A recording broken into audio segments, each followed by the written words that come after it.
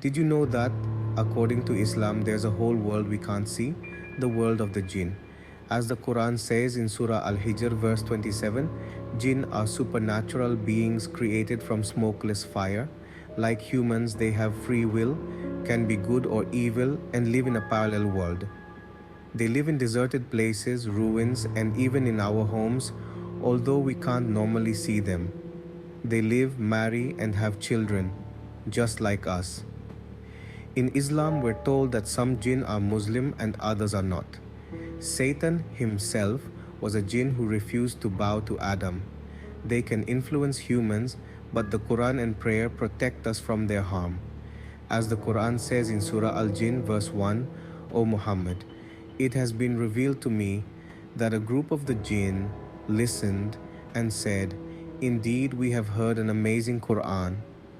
So next time you feel a strange presence, remember, jinn might be closer than you think, but with faith and prayer, there's nothing to fear.